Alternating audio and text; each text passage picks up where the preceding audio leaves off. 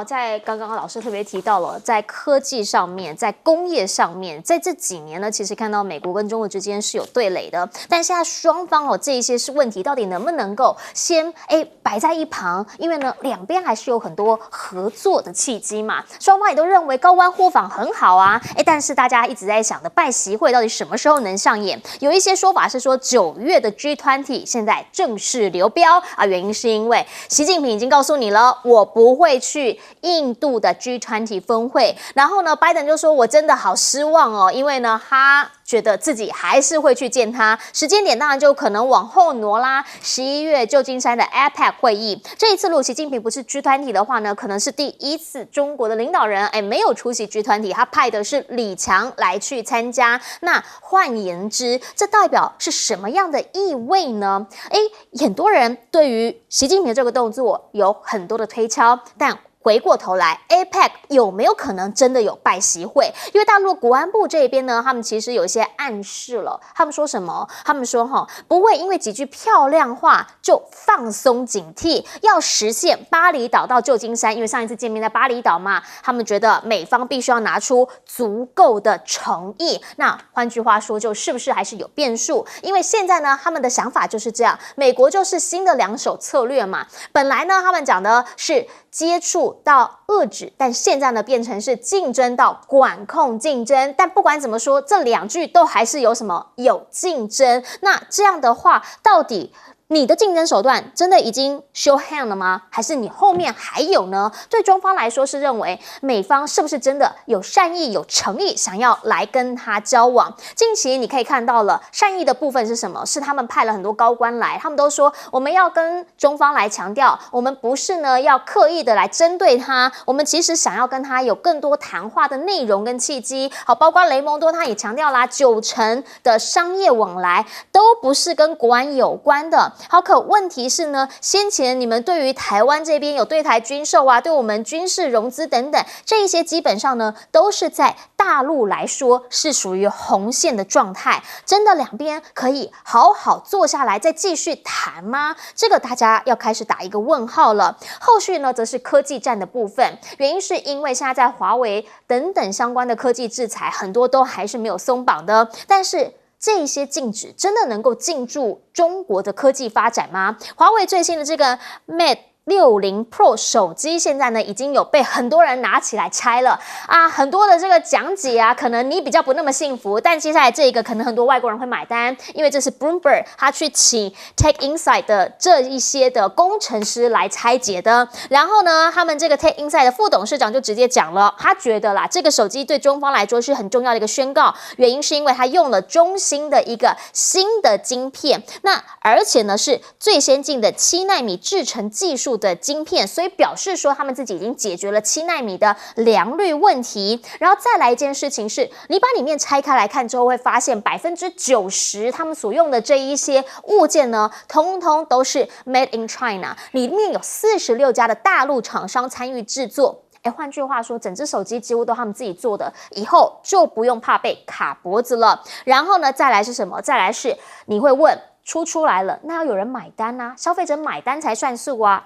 他们真的卖的还不错哦，因为现在呢，从8月29号开卖到现在4个月呢，应该可以达到550到600万部，那也表示它的出货能力是有办法来满足这一些需求，它才敢卖嘛。而他们整体的预期是1年之后很有可能会卖到1200万部，那之后是不是就会变成一个市场上的主力，能够跟苹果来作为互相竞争？这也是大家很想知道的。这一波 Mate60 Pro 呢，其实基本上现在大家看到就是华为他们真的没被掐死。任正非就讲了，他说呢，基本上他们华为现在走过了那一波，他们知道人才是很重要的，所以呢，他们是为储备人才，而不是为了储备美元。好，这句话就已经代表了他们整个商业的立场。他们常董余振东呢，则是说，基本上啦，一直以来目标就是要活下去。来听听他怎么说。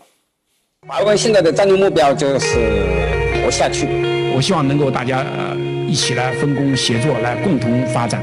没有想一家吃独食，这绝不是华为的理念。如果华为有这个理念，华为今天都不会被美国制裁。我被别人干惨了，因为我如果早年搞半导体制造，我也不会有今天这种糟糕的结局。根据 IDC 2021年第1季度的数据，华为全球手机出货量多年来首次跌出前5，沦为24。余承东呢，当时的这一番话说呢，他们的目标就是要活下去，让很多人听了之后就讲说，他们从这句话可以感受到华为他当时的状况是什么。但是回过头来，当年会面临这样的状况，当然一半以上都是因为美国的制裁，而现在活下去之后，大家看到的是美中之间的这些所谓的对抗，台面上的、台面下的，来请教郑源委员怎么看？习近平这次说他不去G团体。华为从原本每一年营业额8000亿人民币一下掉到6000亿，不是部分因为美国的制裁，而是全部因为美国的制裁。美国要把华为打死，不只是罗织入罪，要抓这个任正非的女儿孟晚舟，在全世界到处这个威胁恐吓，比黑道的手段还要惨烈啊！逼迫各国不可以来让华为投标。那我们台湾人很早就配合了，被禁止只能用很差的 Nokia 了，比较差的这个易利信啊，华为反正比较好了，我们不能用啊。这个是在基地台的方面，但是美国人用一国之力打压一家企业，在人类历史上倒是很少见啊。以前曾经有所谓的荷兰东印度公司被英国东印度压着打是有啦，但是这个用这种方式来欺负一个科技事业，可见美国把华为视为眼中钉，一臂去之而后快因为华为可能威胁到苹果跟美国很多的产业，但现在华为啦能够勾践复国，能够王者归来啊，我们替他高兴，因为任何一个主张民主自由的人不遵守自由的经济秩序。这个号称民主的人利用民主霸权到处欺负其他国家的企业，在人类历史上第一次看到，我觉得是人类不应该容忍美国这种霸权的行为所以为华为感到开心，但希望他百尺竿头，更进一步继续发展下去。大陆国安部说，美国对中国还有更多肃杀的手段没有祭出，这当然是会嘛华为说它储备人才，不储备美元。华为在全世界的美元账户，如果哪一天被冻结、被没收、被限制交流，我一点都不意外因为它科技竞争不过你。华为在全世界做买卖，当然用美元嘛，它可能也会限制华为在美元的使用空间。所以这个大陆国安部的警讯是没有错，可是用语也不用是什么竞争啊、管控竞争啊，就是打死你这个就比较听得懂了所以这个大陆国家主席习近平这个会无好会，跟拜登这种讲话不算话，然后满口甜言蜜语但事实上手段呢无比的毒辣的美国的这种老政客，也不必说太过于这个亲切了这个拜登说他感到失望这个见不到面，这个是假的，这假的，他并不是存心想跟习近平见面，他见面是要来修理中国用的，要对美国的这个选民做一个安抚跟交代的。那我觉得对拜登还是避而远之比较实际。是，来老师，我个人是认为相当有可能 APEC 习近平也不一定会去。哎呦。11月那个时候也可能不去。对，11月份，我觉得这也是一个讯号了。而且这一次的讯号是这么的明显因为金砖会议开得很成功，是，而且扩员，而且有很具体的内容不但是扩员的问题，不但是货币支付的问题，有90几项的合作都已经列出来。以大陆现在的情况来看的话，他要做实事，他不要去空言。然后他更没有耐心、没有精神跟你去耗说一套做一套的这个把戏他已经没有精神、没有耐心跟你玩了。因为10月份马上就要召开的就"一带一路"，中国大陆目前把整个全球的战略结构已经铺得很明白了。除了上海合作组织以外，你看上海合作组织也在扩员，今年就增加了伊朗进来，明年很有可能沙特也就进来了，所以。等于是上海合作组织已经从这个中亚、南亚会升到中东，然后金砖你看已经是4大洲里面的相关的都已经进来了。那目前来讲很明白的这个金砖的力量扩大了，G团体的影响力事实上就衰了，因为G团体还有一股另外一个力量就是 G7，可是问题就是这两股力量，尤其 G7， 并没有想要真正解决全球的问题。全球经济的问题就在于全球供应链、生产链不顺畅，不顺畅就是因为美国打压。很明显的，印度在利用美国打压中从中获得好处，所以他也没有要解决问题。那请问一下，习近平去意义在哪里？跟你拜登再见面讲一些空话没意思，跟莫迪讲一些空话也没意思。那既然没意思，何必耗精神在这上面？所以看起来印度是挫折感很重，美国是很失望，但是美国已经有个压力了，也就是11月份的 APEC， 搞不好习近平都不会去了啊。我觉得对于华为的一个打压，坦白说，美国做了一个全世界最不好的一个示范，因为实在是太遏制了。现在这个雷蒙多恼羞成怒啊，说我还会祭出更多的大棒来打压你。很明显的，国家安全根本是谎话，真正就是要让你华为倒地。来请教杨老师怎么看？在今年的8月底中国大陆在整个中美对抗有的2大结构性的突破跟反制，一个是在地缘政治，一个是在科技战。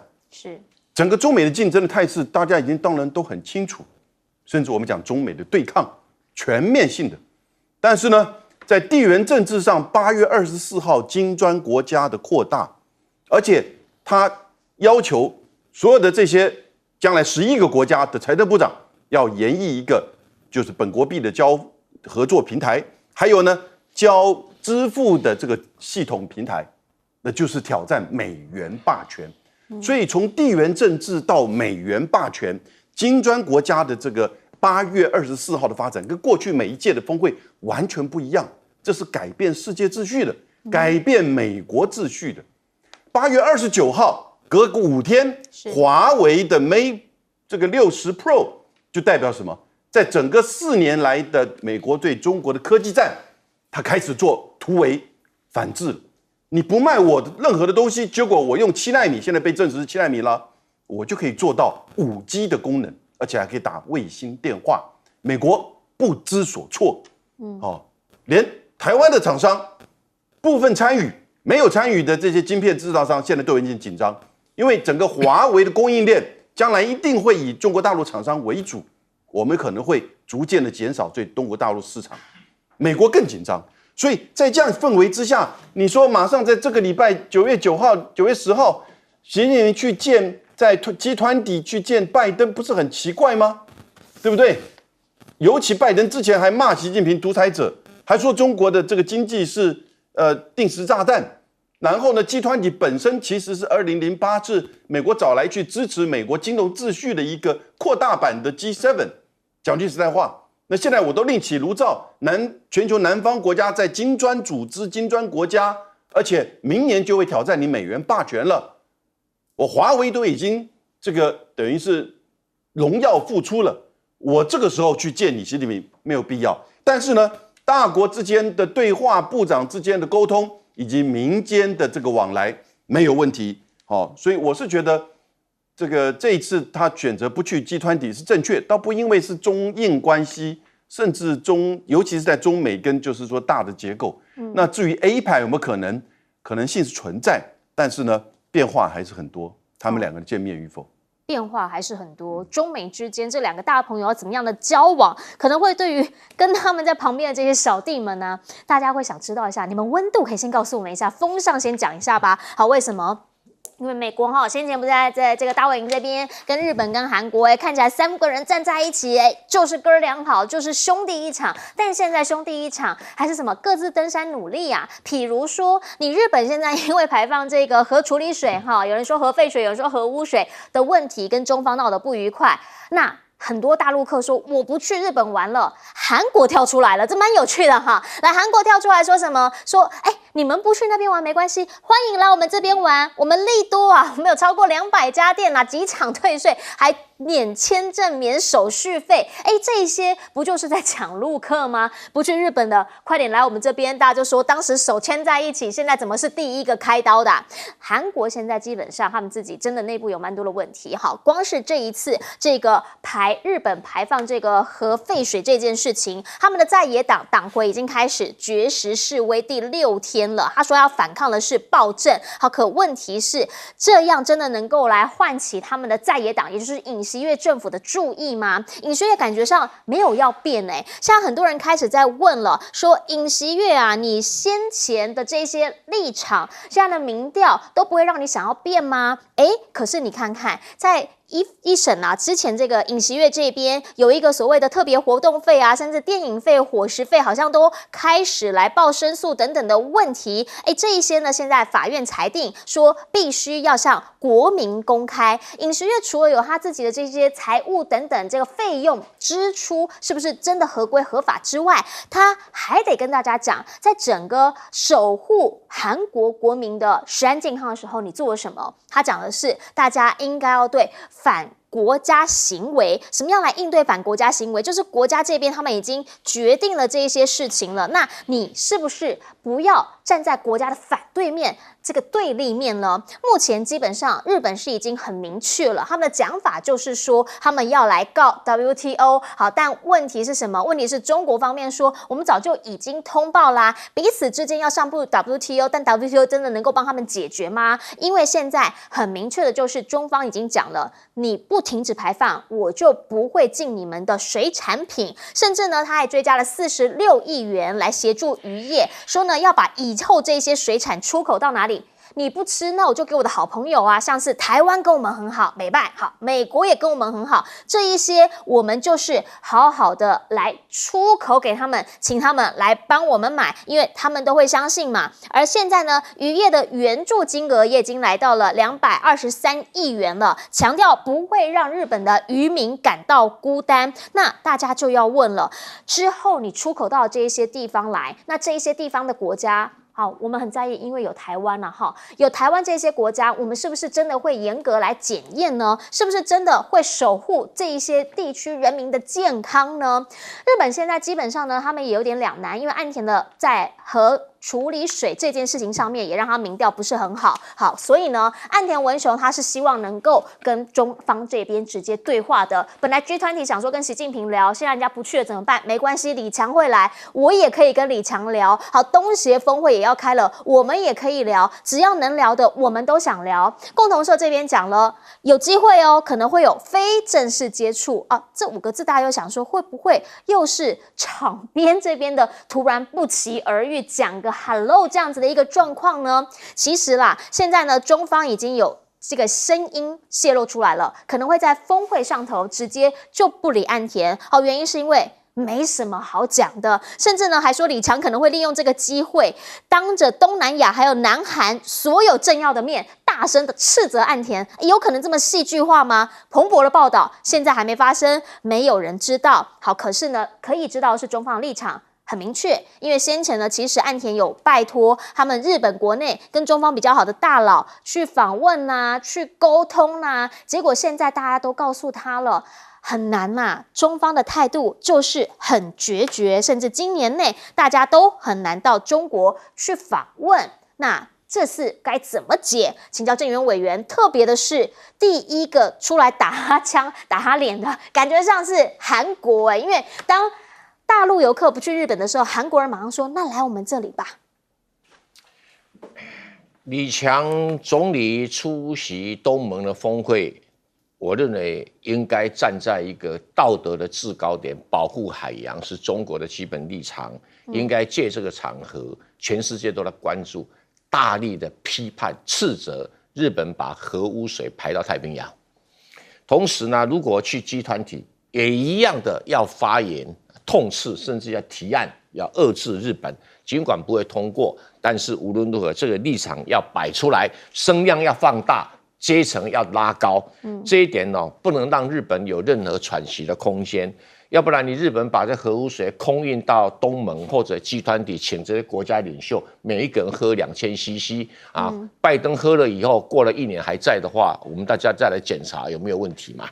那如果你岸田文雄做不了这些事情，中国在这个保护海洋污染的这原则上面有高度的道德正当性，你岸田或者日本人没有什么喘息的空间了。至于这个岸田文雄，现在也只能学习台湾的民进党政府啦，拿钱出来补贴，你能够补贴几年呢？你今年这个223亿，那明年呢，是不是补助1万年呢？这个对于日本来讲都是一个不可承受的议题，金额本身不大，但是年年如此就会。至于他要推销到台湾，台湾一定会吃很多的啦，因为台湾的民进党政府的驻日代表已经公开讲了，吃了这些东西有益身体健康，因为它是一个很重要的放射性元素。那我们在这里公开呼吁蔡英文、赖清德所有民进党的党公职人员以身作则，开始喝日本的核污水，来证明给我们看，是不是你们身上会发光，而且有很多非常罕见的放射性元素，你们每个人都变得更加的健康美丽。那如果有这种效果的话我们也愿意比照高端疫苗，容忍你们每个人都可以把这个核污水挂牌上市那可是敢不敢呢？谢长廷先试试吧。韩国其实尹锡悦的问题不在于亲美，因为韩国本来就是一个相当亲美的社会，它的问题出在因为亲美而过度亲日，已经亲到了韩国人不能忍受的一个程度，这才是尹锡悦的问题。那尹锡悦把它讲成什么反国家行为啦、自由民族主义，这不跟民进党在处理两岸政策一样吗？所以他表示他已经穷途末路，找不到话语权来讲的。但是，身体是诚实的。这个10月初是大陆的一个大节日，很多人会出国去玩。那出国去玩的话，大概不会去日本了那可见的会到韩国去，所以韩国要赶快趁机捞一笔日本的国难财赶快退税也很方便啦，签证手续费不用啦。那我了解了，甚至他们还拿钱去贴那个一些大陆的导游，你赶快到我这边来简单讲就是贿赂嘛。不过行销我们没有话讲了，我们台湾也干这个游戏我们当然干过东南亚的旅游团，我们就补助他们导游等等这表示说，趁着日本为难，韩国人捞一笔这是身体诚实，但嘴巴上当然配合美国好好亲日，只亲到了韩国老百姓无法忍受的地步了。是这其实呢，东协峰会6号即将要举行，所以在下午呢，岸田坐飞机的时候，他是告诉大家，在这一场会议当中，他会告诉各国来的政要领袖，告诉他们说，这个真的没有问题，然后尽量的解释，让他们对我们的措施感到理解还有合作。大家开始问会见李强吗？他现在就强调说还没确定，这就很有悬疑喽。我们先进广告，等等回来听分析。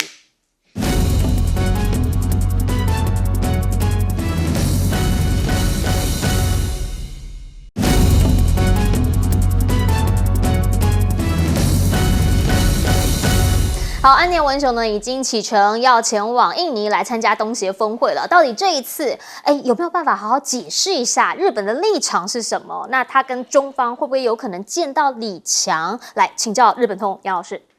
我觉得日本政府还有西方媒体那我们亚洲媒体不要跟着，要把这个日本的核污水排到大海，中国大陆禁止日本的水产品操作成为一个中日外交问题。或者是中国的民族主义来去挑动反日情节的又一个案例，这是一个误导。问题的本质是他把他的核污水排放到太平洋人类共同的大海30年，对不对？不管科不科学，你没有必要放到大海里面。每一个国家对于这些废弃物都不可以丢到大海里面，更不要说这些核污染水。日本的农林大臣自己都说污染水，对不对？所以这个问题不是中日外交，不是什么亲日反日，台湾媒体面对的问题一定要搞清楚。那我觉得，其实全世界的民间组织媒体都要持续的对这个问题有正确的认知，有正确的监督跟反对。那现在在接下来的这个会议当中，G20以及东协这个会议，我觉得李强他一定会如蔡委员所说的提出强烈这个抗议，但是呢，必须要讲其他的国家因为面临到的是日本。你看到现在只有2个国家提说发表声明支持日本做法，那就是美国跟英国。这不就是美日英他们的一个西方的自以为是的这种所谓的强势作为呢？我把它叫一种逻辑霸权，在他自己制造的逻辑当中说这是正确，这是强势的，强势到可以丢到人类的大海里面核污染水30年。后面这段话你听不下去了嘛？对不对？这违反常识，而且是危害人类、危害海洋，千万不要被误导成为啊，这又是中国在反日的一个作为啦，又抓到了议题在扩大，对不对？我们一切合乎科学的、合乎正常的啊，如果这样子的话，那我为什么不喝下去呢？你为什么不自己这个蒸发掉呢？你为什么不把它倒到你自己的农田里面去灌溉呢？是不是？或者是干脆出一个叫福岛水？所以我觉得大家一定要搞清楚，这个不是一个外交问题，这是日本的一个绝对错误的愚蠢的政策，而且是危害人类的政策。好，我们先进一下广告哈，广告回来要请赖老师来帮我们做总结。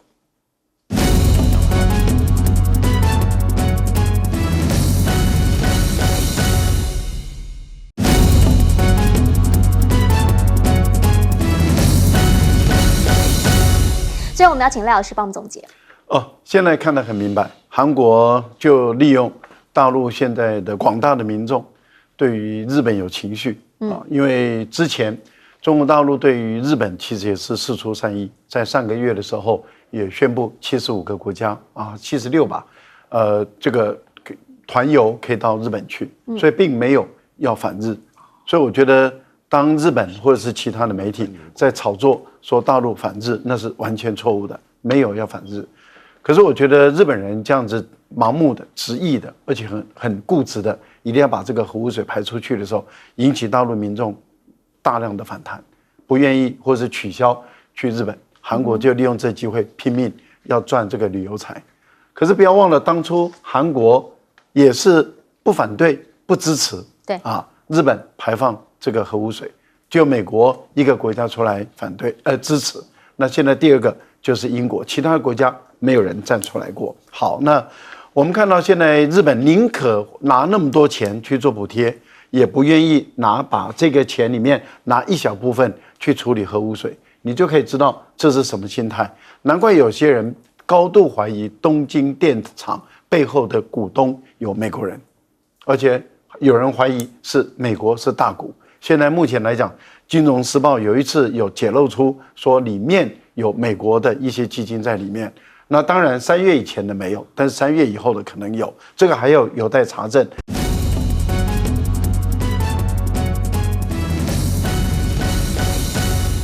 大家午安，我是陈妍莹，欢迎来到新闻大白话。接下来这1小时，国内外大小事，要您听得懂的话说给您听。我们现在介绍这1小时来宾，首先要介绍是国际政治专家赖岳乾老师。主持人好，观众朋友大家好。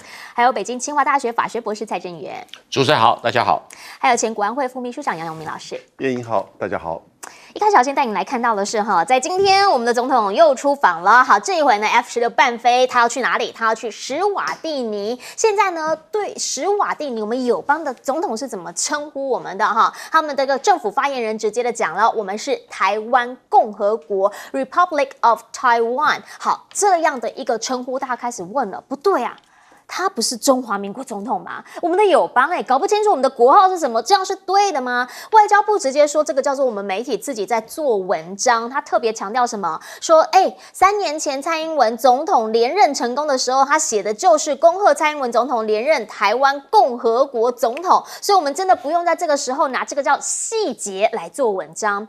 这真的是大家会觉得很疑惑的一件事情。毕竟今年10月10号国庆日，我们庆祝的是什么？是中华民国的国庆，对吧？那国号真的这么不重要吗？又或者国旗也真的这么不重要吗？几年了，你没有在国庆日看到国旗，会这样问的原因是因为今年的主视觉又出来了，发现是 Taiwan National Day， 然后呢，这个说是国旗飘扬的意象，很多人开始来问，真的是看得出国旗飘扬的意象吗？他们讲法是说一样啊，红蓝白还是一样3原色来做基底，呈现的就是国旗飞舞的样子，你看不出来吗？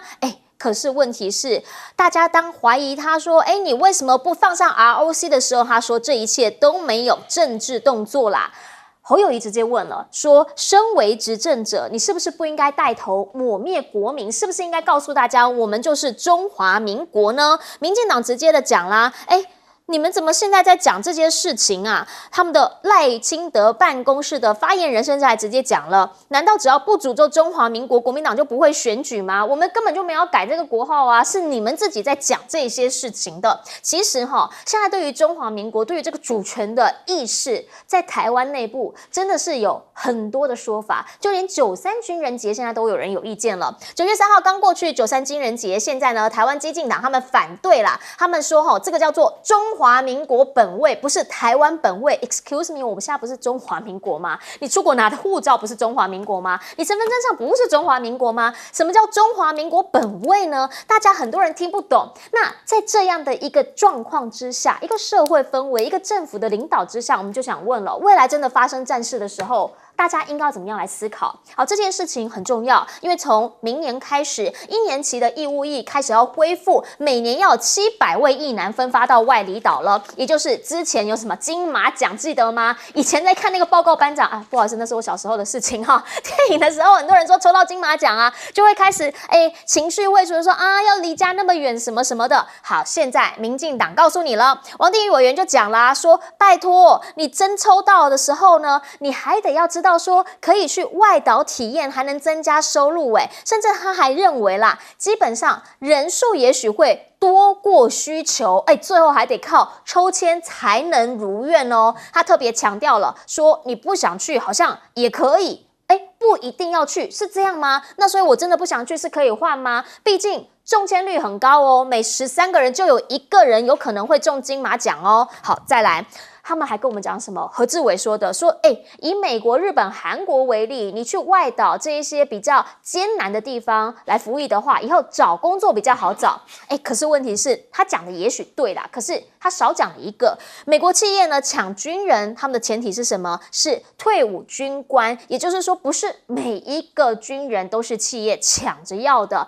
所以在这样的一个逻辑之下，我们就想问政府到底想要告诉我们什么？当你们在主权意识好像中华民国都没有完全守住的时候，那前线要当兵的人要如何所适从？好，包括了现在两岸之间兵凶战危，国外呢，美国人一直告诉我们他们会来帮忙，像是这位富豪要选的总统的拉马斯瓦米要代表共和党出来参选初选，可是当被问到说他的子女有没有可能来参加台海战役的时候，他表示他不会让他的子女来冒这个险。我们就想问，那所以呢？那你现在一直在嚷嚷，又是代表着什么呢？因为现在在整个亚太氛围下，就是美中之间仍旧对抗，譬如说非中现在情绪紧张因为先前我们讲的这一些岛礁事件，好，美菲呢是要在南海这边展开联合巡航了，可是呢，中方他并没有完全的软下，他跟泰国这边来举行军演，甚至呢，他们自己的039型的前舰还意外现身，变成了亮点。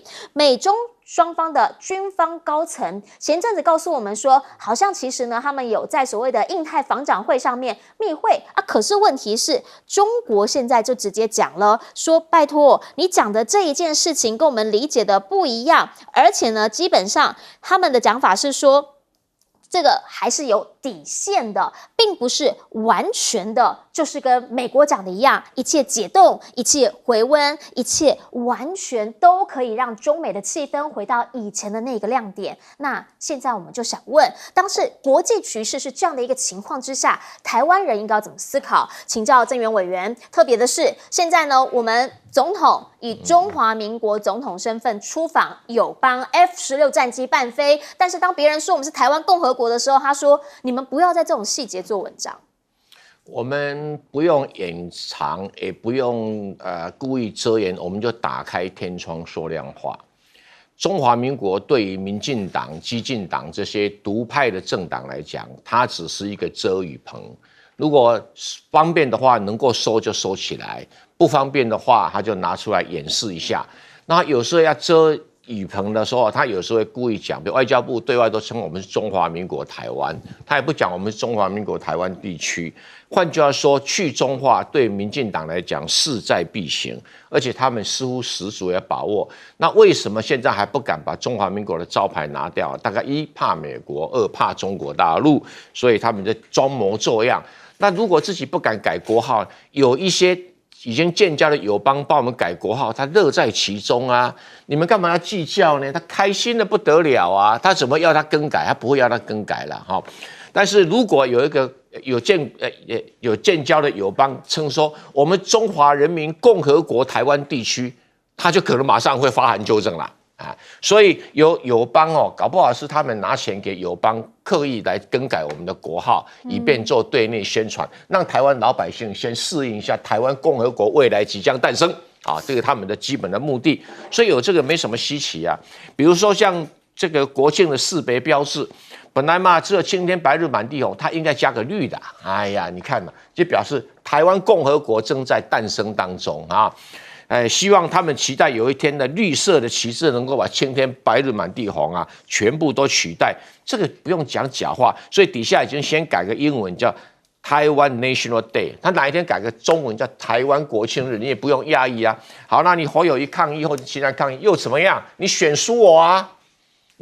你敢去号召街头去抗议吗？你会像那个韩国的在野党领袖去绝食吗？你们也不会，你们也只讲一讲就一笔带过，你们也不会在问题吵啊，所以他就看扁了哈。至于这个激进党，当然讲的是更加有趣了。他说，93军人节是中华民国国军的军人节，是台湾本位。那因为激进党的理解哈，他们的想法是台湾不是中华民国的一部分，中华民国是一个流亡政府非法统治台湾，他们是这样的认知的啊。那他们的认知当然就是说，真正的军人是谁？是台籍日本兵啊。那如果这样子，中华民国政府应该把台籍日本兵全部都以什么？这个战争罪犯来处理啊，也没有啊，所以台湾的激进党就有讲话的空间，所以有人讲他语无伦次，他们的认知真的是这样哈，就是台独的思考方式，不管你有没有违反国际法，有没有违反宪法，无所谓，就是他的主张就是这样子的。至于这个王定宇，这个我想是可能最近胖了吧，所以吃胖了，有些脑筋不太转得动哈。他讲什么？他讲说，哎呀，700名要分发还要抽奖，那你就不要抽嘛，你就像在医院人登记看看有没有凑到700名嘛，对不对？不很简单吗？干嘛抽呢？抽就表示强迫人家去嘛，不抽才是没有强迫嘛。他有强调要尊重你的意愿啊。对啊，对啊，那可不可以不抽？让秀给我们看看嘛？对 ，show me 可不可以？所以王定宇有时候画得很奇奇怪怪。至于说，哎呀，这个何志伟讲说，哎呀，有去外岛的话，会受到管理阶层的欢迎。那请问一下，这个志伟兄，你们家的家庭事业也不小，你们多少员工里面有多少是外岛服役回来的？给我们个名单嘛，总要给我们数目啊。他家的事业做得蛮大，员工也蛮多嘛，员工少说也有5、6千人啊。那5、6千人员工，请问一下，有多少是外岛回来的？那你有在跟我们讲，没有讲这有什么意义呢？没什么意义了哈。那这个其他讲说，美国各大企业是吗？美国哪些企业啊？那个现在科技行业那么多，这些企业真的有以照片优先了，不要吹牛，不要麻醉大家了哈。这个最经典的就想选美国总统这位印度裔的富豪哈，因为他科技产业赚，还有一些投资赚的钱他想选美国总统。然后他鼓励，哎呀，如何要保护台湾呢？要发给我们每一个人步枪，让我们自己保护。然后可是呢，他说，美军不应该参战他的子女不想要参加台海战略，来是文戏耶，来是文死的，他不想他的子女死在台海。那我们台湾人的子女就要死在台海战争，他乐观其成的样子。这种美国人，这种冒牌的美国人，这种印度裔的黑色的假美国，既不是黑人，不是白人的美国人。我们没有种族方面的问题这个我们要特别强调，我们不要做人身上面的攻击我是批评说他的立场，有些白人很勇敢我要参加台海战争啊。很多黑人很勇敢可是奇怪，印度裔的怎么怪怪了？我们不涉及种族问题不涉及种族问题，不涉及种族问题，我们不做人身攻击。对，怪怪的。美菲在南海联合航行这个因为菲律宾本来就是在美国的势力范围，我们没有什么好讶异的。但是解放军的潜水艇在泰国出现，导致是一个很新的一个状况中美双方有高层有见面密会明会都好，总是好事。是，但事后好像不欢而散，那可能下一次再调节吧。中美两国的这种军事、经济、政治的斗争可能要再纠缠一段时间了，短期内不会有结果的所以如果说希望中美两国就从此风平浪静，也太乐观了。只是我们在台湾在这个处境上面不要去踩到地雷，比较实际。好。不过呢，在美中高层，据说他们在那个印太防长见过面之后，马上美国这边就直接讲说要给我们8000万的无偿军援，让对岸是有些跳脚。好，是不是这个有可能会再影响到日后双方对话的一个氛围？北京这边的意见怎么样呢？回过头来要请教永明老师因为刚刚我们特别有提到说，美国企业大抢军人这个是来自天下的报道，他们那个时候强调的是在伊拉克还有阿富汗战场领军作战的年轻军官。那所以呢，这样子的一个逻辑下被民进党拿起来用了，说明年开始那700位要分发到外离岛的役男，要知道不但会有加给，而且以后还比较好找工作，说这有可能会变成一个加分，您怎么看？这个就是一种洗脑的宣传，你还真的会相信吗？对不对？这个民进党现在要把这个疫情变成1年的时间，然后中间会有一些要到外岛去。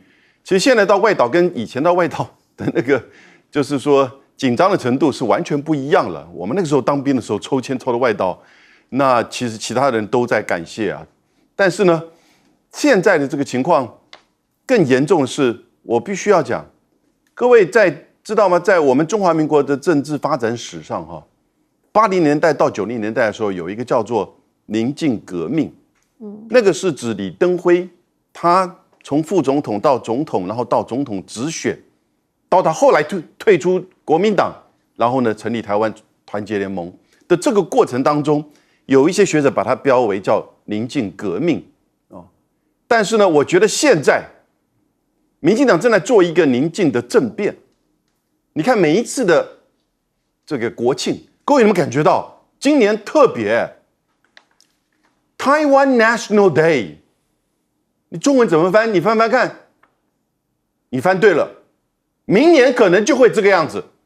明年如果赖清德当选，你翻的那个 Taiwan National Day 的中文就会出现，变成标题了，台湾国庆日。然后呢，在所有的国庆里面，国号也不见了，然后呢，国旗也不见了，任何象征中华民国的文字、图案、旗帜，通通都不见了。以前还会遮遮掩掩他告诉你红蓝白代表我们的国旗飘扬，那美国国旗也是红蓝白啊，红蓝白的国旗太多了，对不对？所以国号、国旗、国徽通通都不见。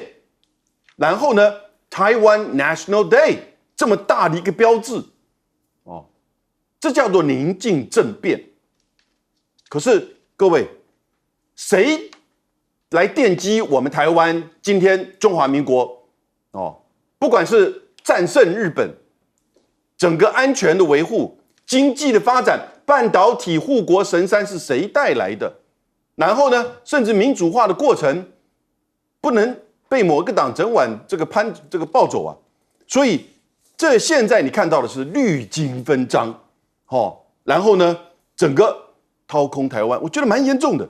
现在用这种所谓的洗脑式的文宣，甚至都已经告诉你啊，去金马这个反而是赚钱工作的好机会，那你就去嘛。正如蔡委员所说的。你就去登记嘛，你让你这个底下的员工全部去登记嘛，是不是？那其实现在去金马真的没有什么，反而放假的时候还可以，搞不好可以坐船去厦门去买东西的，对不对？我不知道当兵可不可以去了，不行。但是呢，但是真的是，明年各位不要让明年的国庆日真的变成 Taiwan National Day 的中文版，那真的是引来的战争，引来的动荡。太多有钱的人都已经在布局，不管是他们的存款、投资、小孩、房地产，你随便去媒体看一下都是如此。而我们基层的老百姓、基层人民，只有在这边困在这边，去要准备那个700个去金马吗？还是说整个将来两岸的经济的困境以及安全上的问题，必须要由我们基层的人民来承担？大家一定要想清楚。是，来赖老师怎么看？一个国家元首出访，它代表的就是这个国家中华民国，所以国号不能错啊。那外交部没有去纠正斯瓦蒂兰啊，或者叫做斯瓦蒂尼，我们把它叫做斯瓦蒂兰好了，对，也就不要再叫它斯瓦蒂尼了啊，因为他既然弄错，我们也从此以后也对他弄错嘛啊。但是为什么外交部不愿意纠正他们？因为外交部暗爽，不知道花了多少钱啊，请他们改名叫做台湾共和国，不要叫我们中华民国啊。这外交部要出来澄清，说你绝对没有干这个事，你绝对没有给斯瓦蒂兰啊，他们的是总统还是酋长还是部落长，我不知道，因为他也没有一个正式名称啊。为什么？因为连我们的名字都随便乱叫，我们不同意嘛。哦，所以我觉得这个部分里面，外交部没有出来澄清，没有出来跟斯瓦蒂兰严正的说你跟我们的国名叫错，之前我们也应该要把他的国名叫错。我觉得这是一个礼尚往来，你怎么对我就怎么对你，应该要这样做，不然的话，那外交部就是证实了一件事，暗爽，不知道花了多少钱。另外，我觉得我们这位何志伟，美国跟日本的军人是募兵制，募兵制的意思也就是说自愿参军呢，他是拿高的薪水去当军人的，所以你的逻辑是不通的。因为今天我们这些是义务役的，被强迫当兵的，不是他自己要去当兵的，被强迫被民进党的蔡英文政府强迫要去当1年兵的，哎，你有没有儿子？没有，还好。不然的话，你就要被强迫当1年兵了。我们有现场有一些小朋友，可能你的男朋友或者是什么要去当1年兵啊。然后你如果问他说，你去外岛，你回来你的就业会很有帮助，这个在台湾从来没有发生。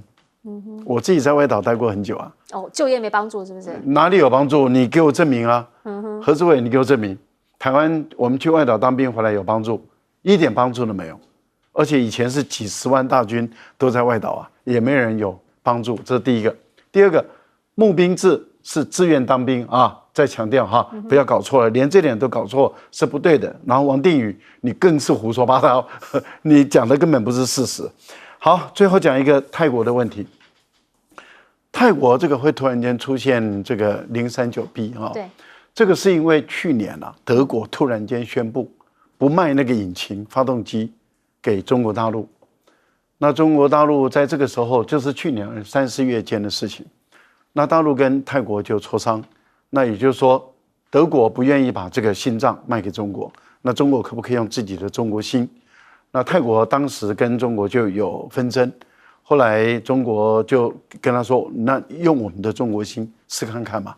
好，那我想今年把这艘潜舰送到泰国去演练。演习的过程中，在泰国靠港了，其实就是让泰国的海军他们上舰啊，去试看看中国心没有比他不好。我觉得如果泰国觉得OK 没问题了，那德国就失去了这个订单，因为德国当初就是被美国胁迫说你不准把你的引擎卖给中国大陆。那中国大陆如果换了一颗中国心，而泰国觉得这个心脏很有力又很安静，我想德国又失去一个市场，这就是你听从美国的下场。